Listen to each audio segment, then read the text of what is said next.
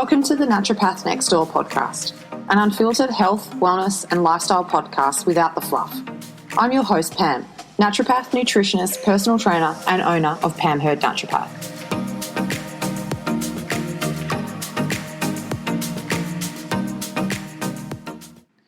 Hello and welcome to episode number 12 of the Naturopath Next Door. Today I'm going to be talking with Lisa Johnson from Asami Engagement Psychology. And we're going to be talking about the 6 elements which influence our well-being and happiness. Hey Lisa, how are you? Very good, thanks. That's good. Thanks very much for joining us today. So when we're talking about the 6 elements, what makes up the 6 elements basically? I suppose it's my holistic approach to ensuring that we can enhance health and happiness in holistic ways, proactive ways. Initially it started with the triangle of health, which is more of a Chinese medicine concept. So I came across that 20 years ago or over 20 years ago through kinesiology. And that's a simple thing of you are what you eat, you are what you think and feel, and you are what you physically do. So there's the nutritional side, the physical side, the psychological side.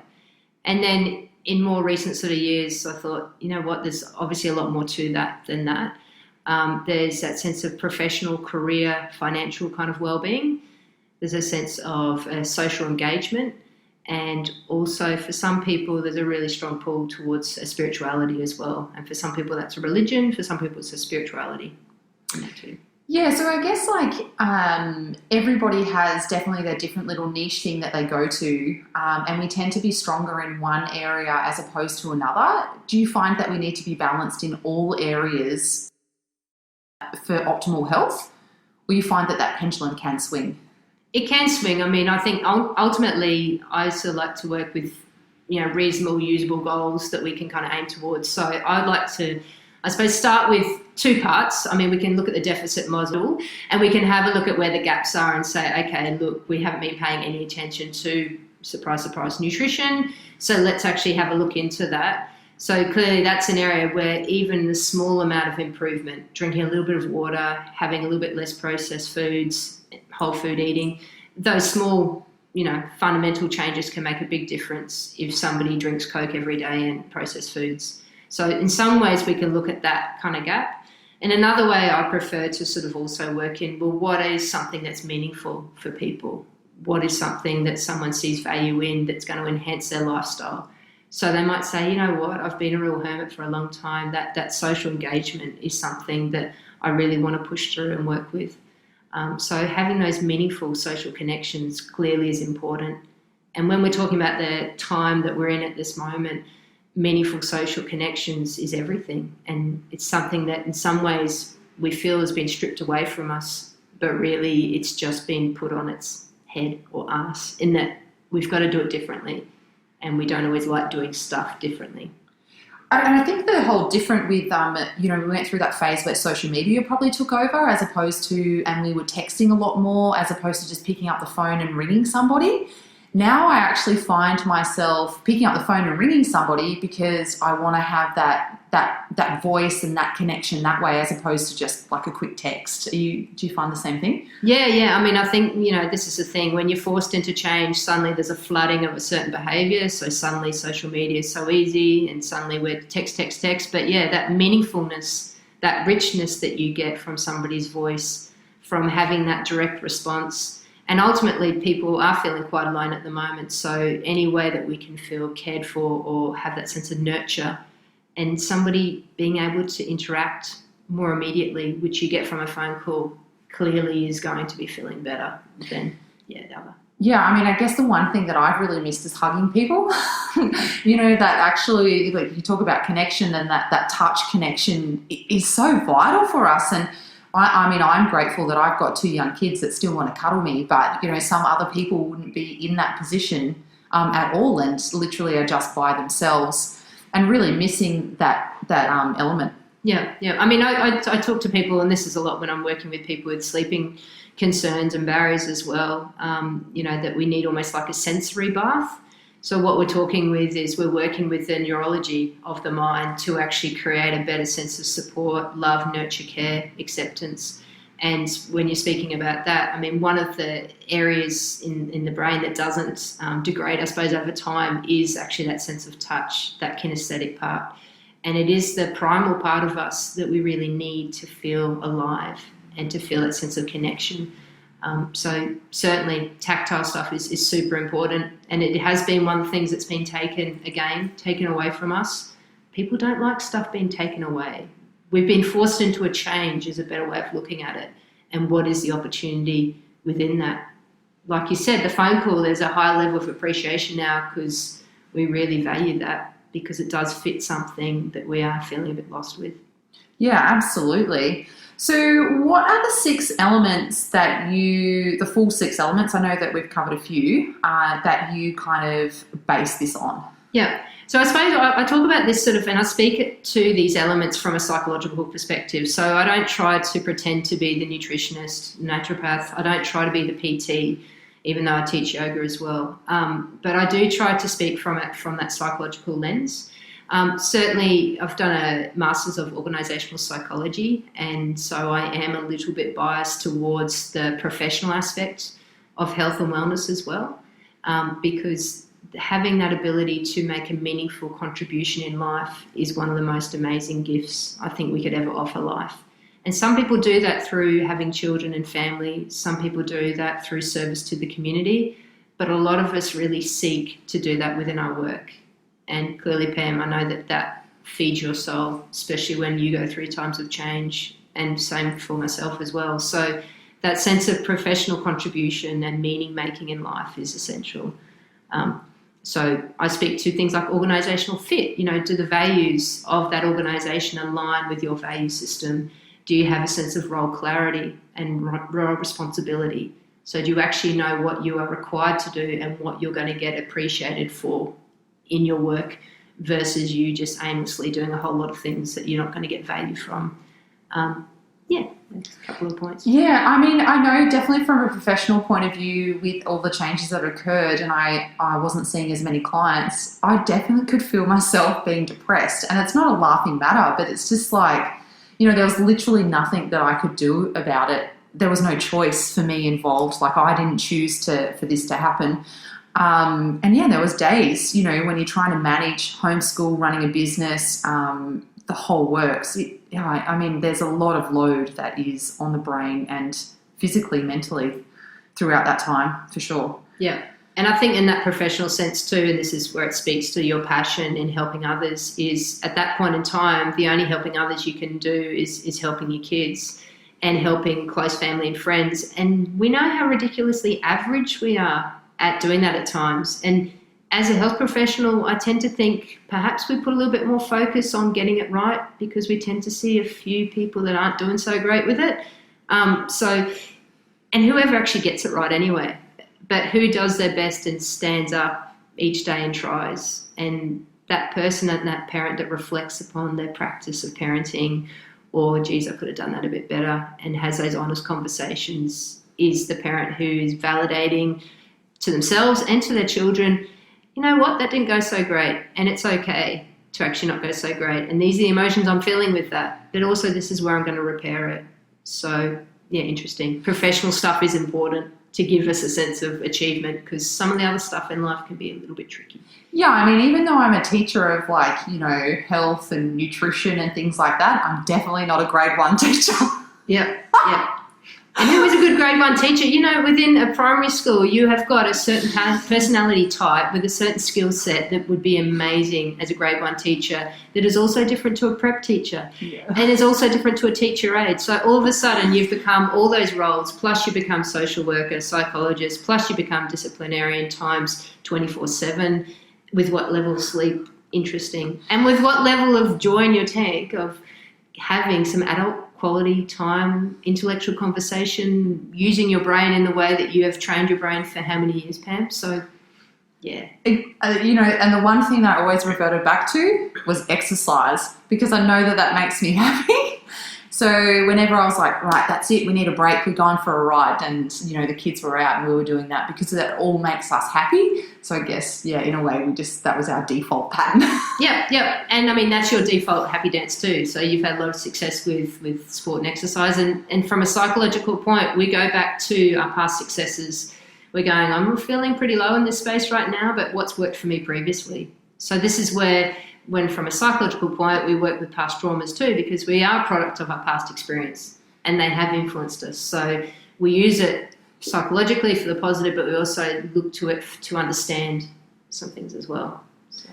So what's an activity that we could do to maybe enhance these elements, just in our day-to-day life? Yeah. Well, I spoke to before, like the sensory bath, and I think that's quite fun. And I use that with a lot of different things that happen. But really, if we're doing some breath work, if we're doing some mindfulness, if we're doing some relaxation to get us to a place of sleepiness before we go to bed, sensory bath is nice. So we're looking at our senses and going, well, what can I do to enjoy what I'm hearing?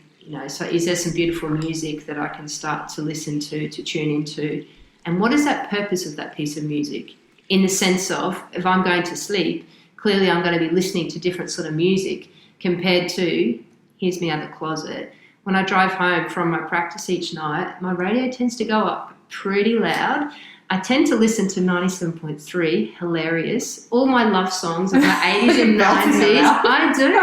I got them out. The only thing I'm very mindful of, apart from driving, is when I get closer to the driveway, I actually need to turn the radio down so that I don't wake up the people that are trying to sleep, and so that I don't get busted the next morning when the kids get in the car and go, "Mummy, the radio's really loud." And I'm like, "Yeah, I had a really good day in the practice, kids." So anyway, sensory. We want to be listening to something musically wise. We want to be listening to the sounds of nature, which takes us out to nature, lo and behold. So what we hear is important.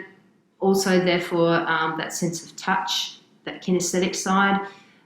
My bias, 20 years of massage, if we can do some self-care practices that involve doing some releasing of muscle tension, playing with some essential oils, some lotions and potions, and actually applying that after we have a shower each day or within the bath.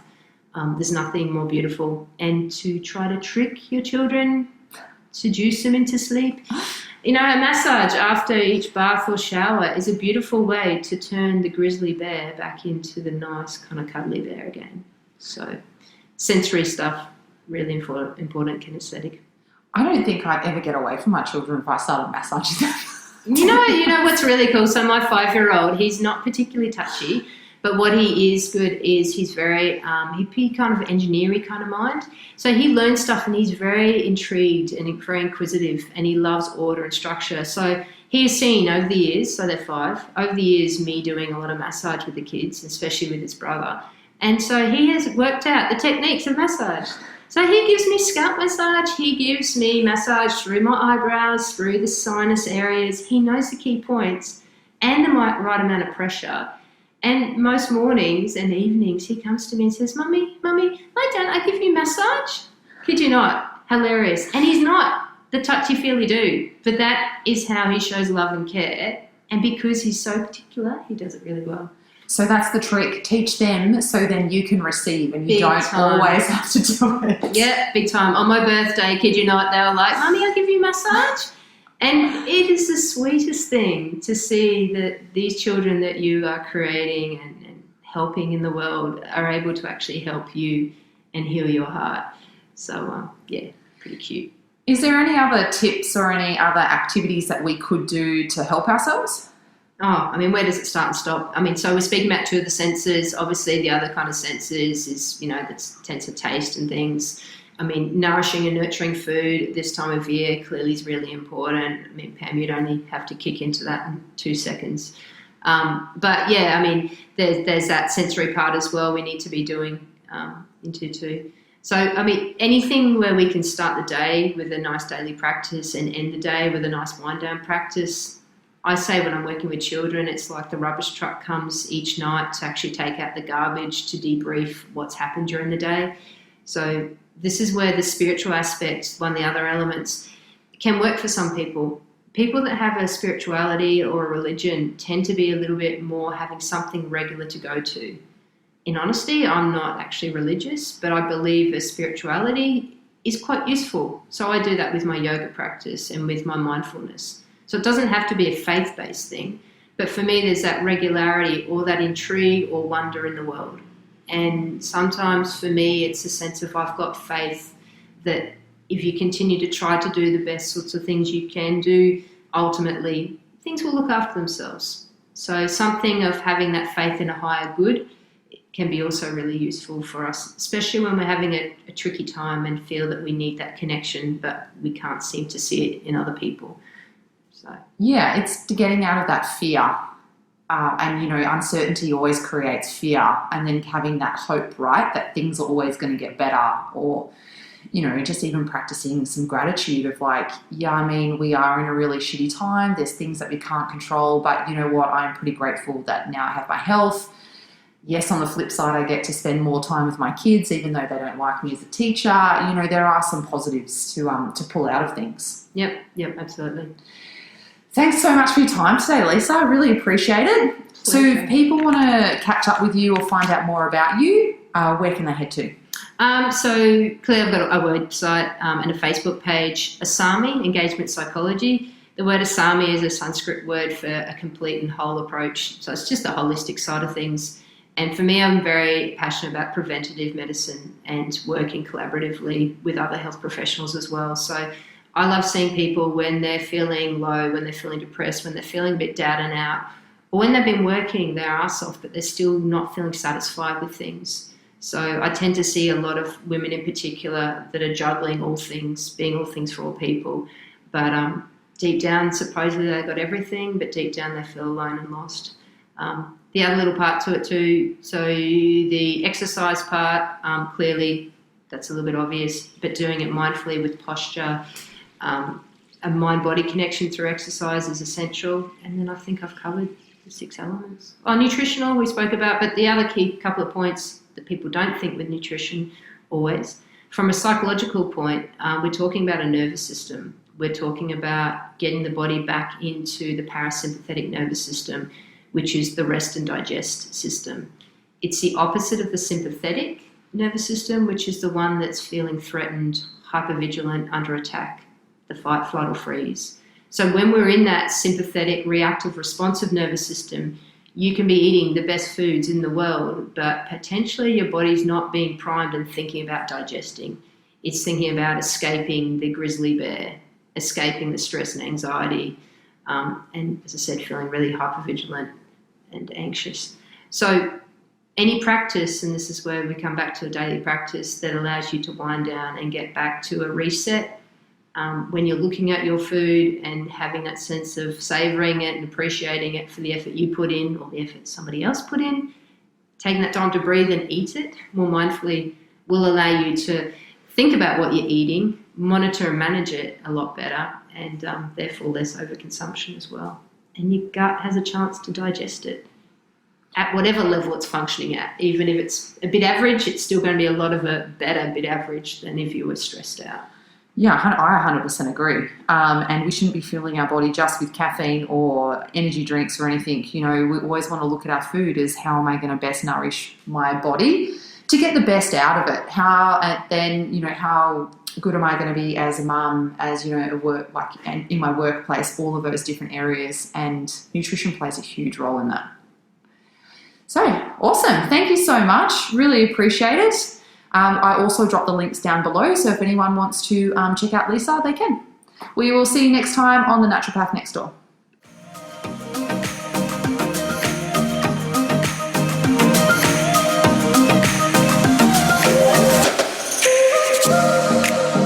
Thank you so much for listening to the Naturopath Next Door podcast. If you are loving what you're hearing, I would really appreciate it if you hit subscribe and leave a short review. Also, if you've learned something this episode, make sure that you share it on your Instagram stories and tag me, Pam_naturopath. Wherever you are in the world, I hope you have a really good day, and I will catch you next week on the Naturopath Next Door.